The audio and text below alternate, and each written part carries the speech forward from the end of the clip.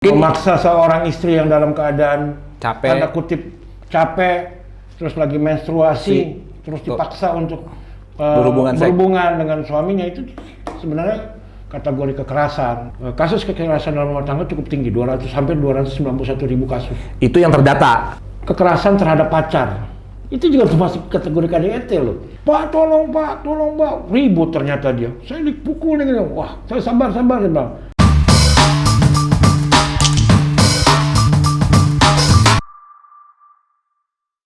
Oke, kembali lagi ke channel YouTube The Brick Talk. Hari ini gue mau bahas salah satu tema yang mungkin menurut gue sering terjadi dan dialami oleh sebagian besar masyarakat, yaitu tentang kekerasan dalam rumah tangga. Nah, hari ini gue kebetulan datang seorang lawyer praktisi yang sering menangani perkara hukum keluarga, khususnya mengenai ada beberapa kasus yang pernah ditanganinya adalah perkara-perkara tentang KDRT. Nah, dan juga seorang pengurus salah satu gereja yang menangani mengenai konsultasi pra dan pasca pernikahan. Jadi ada hubungannya juga dengan KDRT, yaitu Bang Ferdinand Robot. Bang Pedi. Bang, abang itu di gereja ini ya jabatannya, apa namanya? Pengajar ya. Oh, pengajar ya. Tadi gua salah sebut. Pengajar di apa? Bimbingan pra dan pasca nikah. Bimbingan pra dan pasca nikah ya. Jadi sebelum orang nikah harus ikut kelas dulu. baru diteguhkan, untuk di perkawinannya. Nah, paskanya ya kalau ada masalah, pasca kan suka ada masalah. Yes. Berarti dia konsultasi juga ke bagian lu ya, Bang ya? Biasanya ke leader gua dulu, pendeta gua, baru nanti pendeta gua dibagi-bagi ini kemana ya. Gitu. Hari ini kan kita mau bahas mengenai KDRT ya, kekerasan dalam rumah tangga. Abang kan seorang praktisi hukum, lawyer yang sering menangani, yang gua tahu pernah menangani beberapa kasus kekerasan dalam rumah tangga. Khususnya apalagi abang kan di gereja kan juga bagian konsultasi itu. Nah, menurut abang gimana nih tentang KDRT? KDRT itu kan ya sebenarnya isu bukan barang baru lah, itu mungkin dari zaman dahulu kala ya, pasti dari zaman dulu Nabi sampai sekarang tuh KDRT, kekerasan terhadap siapapun tuh udah timbul. Nah, cuman di negara kita sejak adanya Undang-Undang nomor 23 tahun 2004 itu menjadi lebih fokus lagi, lebih spesifik ya, udah mengatur lebih khusus ya, lebih khusus lagi kekerasan. Akhirnya dibuatlah kekerasan dalam rumah tangga, ya kan? Kekerasan dalam rumah tangga, kalau boleh saya bacakan ya, supaya nggak salah. Yang dimaksud KDRT di Undang-Undang 23 2004 itu di pasal 1 itu dijelasin tuh nih, kekerasan dalam rumah tangga adalah setiap perbuatan terhadap seseorang, terutama perempuan, tapi dibilang di sini, walaupun tidak menutup kemungkinan kepada yang lain, ya kan? Betul. Yang berakibat timbulnya kesengsaraan atau penderitaan fisik, seksual, psikologi, atau penelantaran rumah tangga, termasuk ancaman untuk melakukan perbuatan pemaksaan atau perampasan kemerdekaan secara melawan hukum dalam lingkup rumah tangga. Tapi pada prakteknya memang yang lebih banyak saya tangani adalah kekerasan fisik. Oh, ya tadi kan kalau yang abang jelaskan kan sebenarnya nggak menutup fisik aja ya. Betul. Tapi kan anggapan masyarakat tuh sebagian besar ya KDRT itu ya kekerasan fisik aja. Psikis juga sebenarnya termasuk dalam kategori KDRT juga ya. Psikis, penelantaran tadi ya. Perampasan kemerdekaan. Perampasan kemerdekaan, kekerasan seksual. Seksual juga ya. Kekerasan seksual ini ya mungkin kalau untuk yang ini masyarakat tidak berani mengangkat atau melaporkan, padahal mungkin memaksa seorang istri yang dalam keadaan tanda kutip capek, terus lagi menstruasi, terus dipaksa untuk berhubungan dengan suaminya, itu sebenarnya kategori kekerasan dalam rumah tangga. Termasuk penelantaran kali ya, Bang? Penelantaran ya. Nggak menafkahi istri dan anak itu bisa masuk. Masuk juga. Cuman sekali lagi itu kasus-kasus yang belum pernah saya tangani. Yes. Tapi bisa dipidana. Bisa dipidanakan, bisa dilaporkan. Oke. Kalau gitu Bang, kalau kita ngomong gitu tadi, untuk pelakunya sendiri siapa bisa yang dapat dikategorikan sebagai pelaku KDRT? Nah, ini kan dari situ tadi kan sebenarnya bisa dibalik juga, suami bisa, istri bisa kan. Nah, kalau menurut pandangan Abang gimana nih? Kalau menurut aku ya pelaku daripada kekerasan rumah tangga ini, walaupun tadi yang saya bacakan itu khusus perempuan, bukan khusus, maksudnya terutama perempuan, tapi tidak menutup kemungkinan kepada yang lain. Suami, anak, terus orang yang tinggal satu rumah. Itu tinggal satu rumah bisa ada pembantu, bisa ada orang tua, bisa ada adik, kakak, ipar dari si pasangan ini. Nah, itu bisa disebut sebagai pelaku kalau mereka melakukan kekerasan di dalam rumah tangga. gitu. Oh, berarti untuk pelaku sendiri nggak harus istri juga ya? Iya, nggak harus suami dan istri. Iya. Nah. Pelaku itu bisa suami, bisa istri, bisa anak, dan bisa juga siapapun yang tinggal di dalam rumah tangga, ada dalam satu rumah itu ya? Iya, Maksudnya di dalam satu rumah ya Bang? Iya. Begitupun korbannya kan? Begitu juga korbannya. Bisa suami, bisa istri, bisa anak, bisa juga kakek, nenek, atau kalian ada yang tinggal di situ, om, tantenya ya? Tapi ada yang menarik nih, yang gue sempat baca literatur, ini gue baru tahu sih sebenarnya, mungkin yang mendengar podcast ini mungkin sudah tahu. Kekerasan terhadap pacar. Itu juga termasuk kategori KDRT loh. Saya ada satu literatur kemarin saya baca. Bisa dikenakan dengan Undang-Undang Nomor 23? Iya, bisa dikenakan itu juga gitu loh. Itu yang saya juga. Berarti gini, kalau kekerasan terhadap pacar mungkin yang dalam tanda kutip mungkin yang kumpul kebo kali ya Bang? Iya, bisa jadi. Ya. Seperti itu mungkin yang dimaksud ya. Mungkin yang kan dimaksud kalau itu kan definisinya kan dalam satu lingkup rumah kan. Ya. Mungkin bisa aja dia dalam satu lingkup rumah. Tapi tidak terikat dengan perkawinan kan, sah. Itu bisa juga bisa dilaporkan kekerasan dalam rumah tangga, walaupun pengertian rumah tangga kan kita semua udah tahu ya. Yes. Bahwa rumah tangga adalah menikah secara sah, ya kan, di negara maupun agama. Kan? Yes. Oh, berarti kemungkinan untuk seorang pacar bisa juga dikenakan KDRT ya kalau dia tinggal dalam satu rumah, satu atap ya. Iya, betul.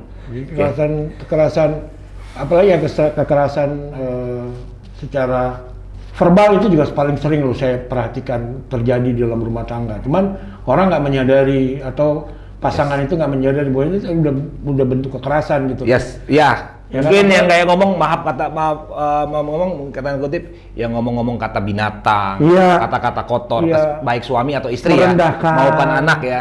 Merendahkan pasangan. Yes. Lagi kalau kita menarik ke masa pandemi ini, ya kan, Hari juga tahu banyak para suami yang mengalami pemutusan hubungan kerja. Yes. Secara pemasukan income tidak bagus. Psikologinya kan juga akan berubah kan? Ya kan? Bisa si suami ini yang melakukan kekerasan ke istri, bahkan istri juga melakukan kekerasan secara verbal. Apalagi anak sekolah di rumah semua, ya kan? Itu banyak terjadi. Sebenarnya bisa dikenakan juga dengan undang-undang itu ya? Iya. Menelantarkan anak kan juga bisa kan? Menelantarkan anak ya, masalah anak orang tuanya tidak bertanggung jawab, ya kan? Dalam hal ini ayahnya, ya kan? Cuman kan hal-hal seperti ini yang saya dalam praktek belum pernah ketemu. Tapi undang-undang memungkinkan. Undang-undang memungkinkan untuk itu. Mengatur itu ya? Iya, untuk diketahui. Nggak ada perhatian sama anak. Iya.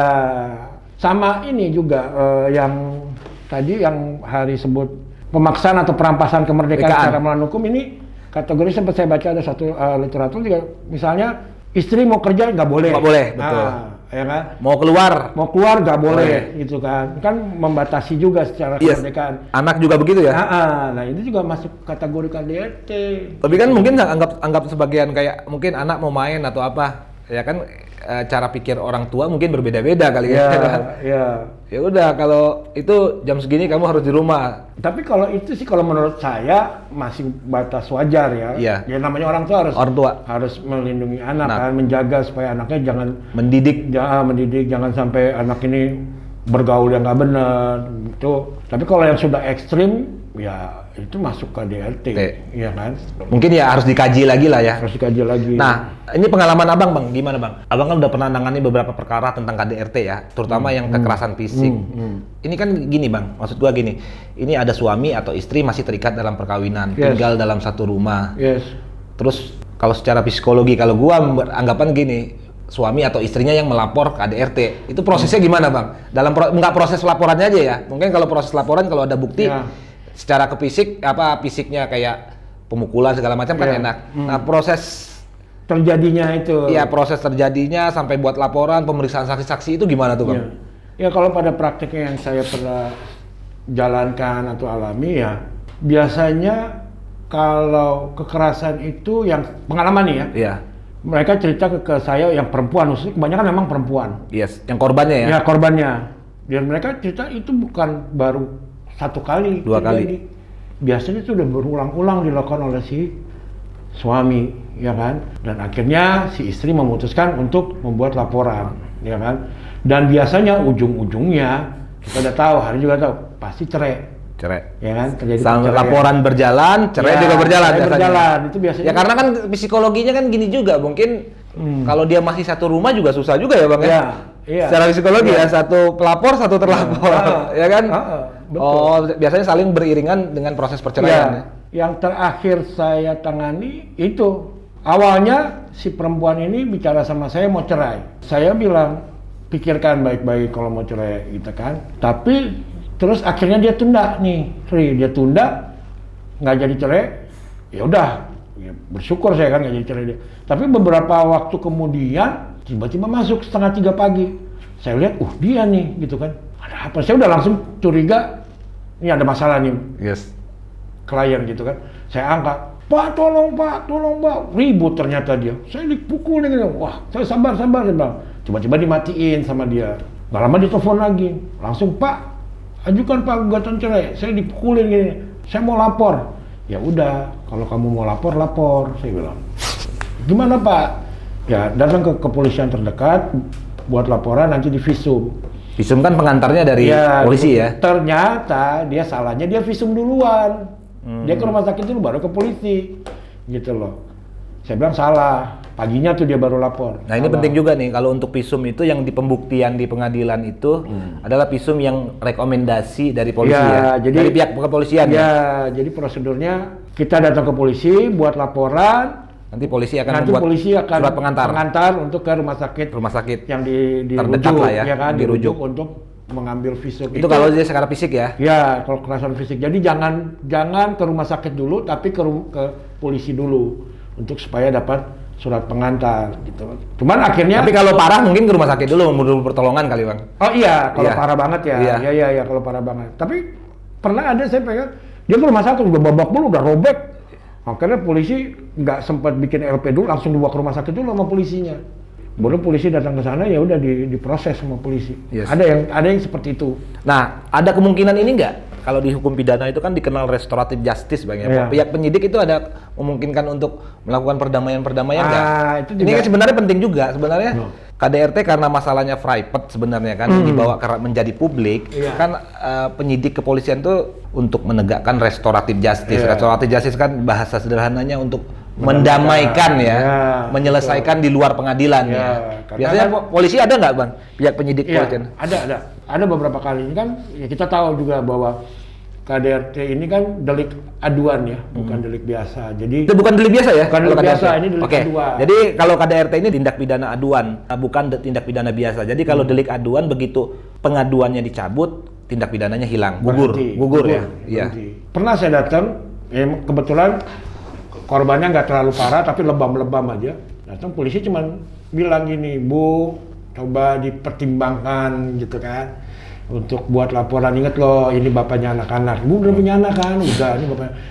Gimana kalau dia dilaporin? Mungkin juga bisa lebih dendam, memang coba didamaikan oleh polisi gitu kan. Ada beberapa kali polisi menyampaikan itu. Cuman kan kembali lagi ke si pelapor. Lapornya tetap semangat untuk laporin. Kejadian saya juga itu kan peran polisi sebagai penegak hukum untuk menasehati menyarani hal-hal yang terbaik. Bukan berarti dia menghambat proses penyidikannya, bukan kan? Menghambat orang melapor. Bukan ya. Itu lebih ke humanisnya Bang ya. Karena ada kasus juga pernah udah dia dihimbau tapi tetap dia lapor. Akhirnya terjadi pemanggilan, pada waktu itu saya dampingi, akhirnya damai. Yes. Mungkin waktu buat laporan dia masih berpikir emosi. Dalam proses setelah proses dipanggil, suaminya dipanggil. Mungkin dia dapat nasihat juga dari keluarga kan. Ya. Jadi banyak pertimbangannya sih sebenarnya kalau kekerasan fisik ini kan.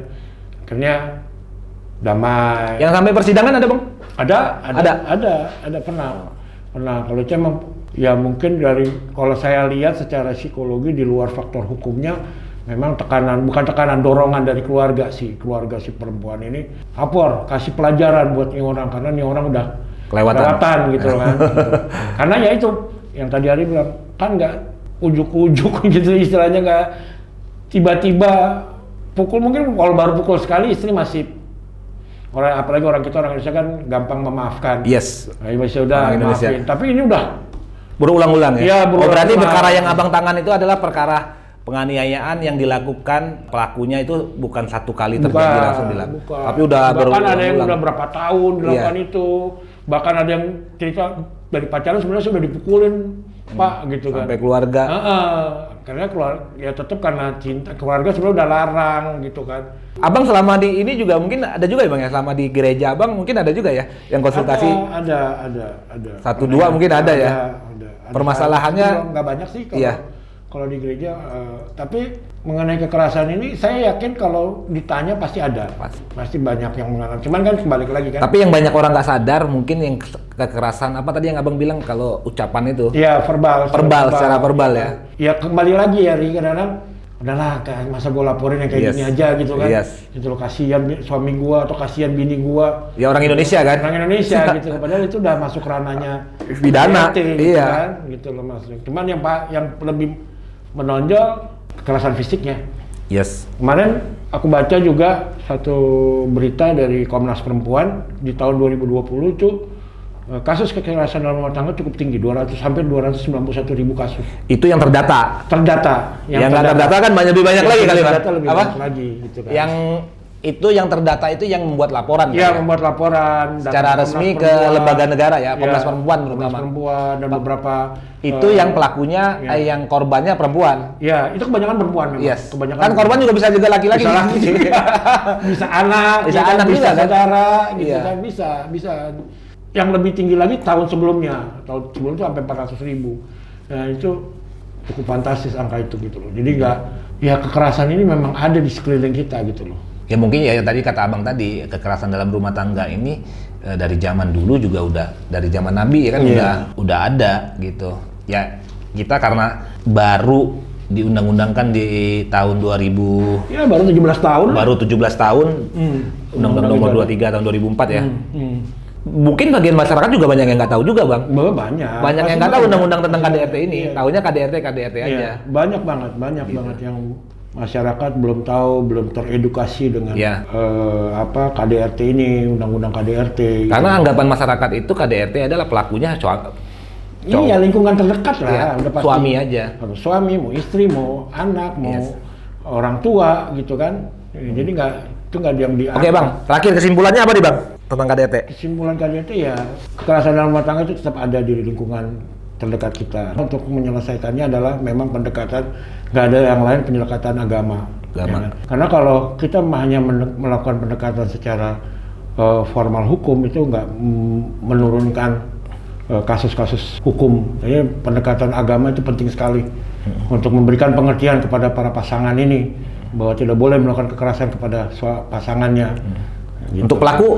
Untuk pelaku ya yang perlu dipahami nggak cukup suami ya, bukan suami aja ya, bisa juga istri, siapapun yang tinggal yang ada dalam rumah. Bahkan ada beberapa rujukan pacar yang mungkin dalam satu rumah juga bisa dijerat dengan undang-undang ini ya. Undang juga gitu. Jenis kekerasannya bukan fisik aja kan? Bukan fisik aja. Ya itu yang perlu dipahami juga teman-teman The Brick Talk. Bisa juga psikis, verbal, pembatasan aktivitas, itu juga termasuk. Pembatasan aktivitas itu menghilangkan kemerdekaan. Iya, merampas kemerdekaan. Kemerdekaan si orang yang ada dalam satu rumah. Makanya stop kekerasan itu aja. Itu kan satu jodoh. Jadi pendekatannya kalau abang ya pendekatan agama lah ya, sama pendekatan kekeluargaan lebih ke humanis. Sebelum penegakan hukumnya ya. Iya, sebelum penegakan hukum ya. Saya pikir itu. Jadi setiap mau di agama apapun ya harus pemuka-pemuka agama yang berkompeten dalam hal ini harus mengingatkan, mengajarkan kepada jemaatnya untuk jangan melakukan kekerasan terhadap istri. Mungkin selain itu faktor keluarga juga harus lebih aktif harus. Oke Bang, thank you banget udah ini.